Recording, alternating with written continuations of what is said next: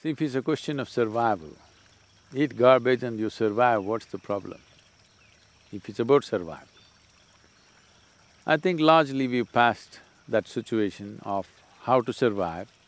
Now it's a question of choice. We've brought life to… everything to a choice. Almost every human being can choose and eat. There still is a segment of unfortunate population which cannot choose, they have to eat what comes. But that's not so in this country. Definitely one can choose and eat. So once choice comes, what to eat? There's a whole dimension of how to know what to eat and what not to eat. If I go into this is an elaborate affair, but every human being can generate the necessary awareness that if food appears, you know what to eat and what not to eat. Above all, what kind of food is your system designed for?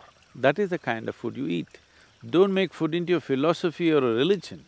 Food is about the body. It must go through the system with minimum amount of resistance. For example, because the question is about vegetarian or non-vegetarian, how we look at the food is, if you eat any food, what is happening is the food has to become a part of your system, it has to be integrated to become you. If the food that you consume has a very complex sense of memory and information, then our body's ability to break it and make it a part of ourselves is reduced. If you eat a simple memory code or the genetic code in a particular creature, let's say you eat a vegetable, it is very simple. Or in other words, in the evolutionary scale, whatever is furthest away from you, that's what you must consume. Or in other words, you never consume a mammal because it is too close to you and its memory is too complex and you will never be able to break it down 100%. If you consume this, partly you break down the genetic code, another part of it remains. Or in other words, gradually the animal qualities will enter your system and unknowingly these things will find expression. People are going through anger, stress, just simply rage everywhere. This is simply because of the one main reason is the food that they're consuming.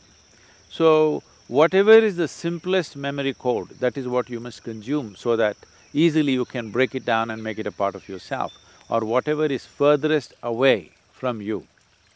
In the evolutionary scale, that's the best thing.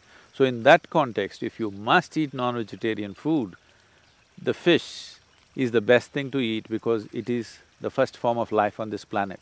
As it gets more complex, as you come towards mammals, it's becoming very complex and that's not suitable for human consumption. We can show various parameters in the body, the length of the alimentary canal, how things happen in the system. If you look at all this, clearly the body is stating what it wants.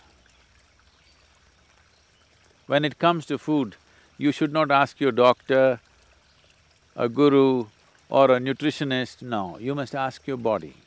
You eat something and see how quickly the food moves out of your stomach bag into the intestine. If it's happening very quickly, within 2.5 hours, if everything is gone, that's good food to eat. If it's lingering on between 4 to 6 hours, that's not good thing to eat.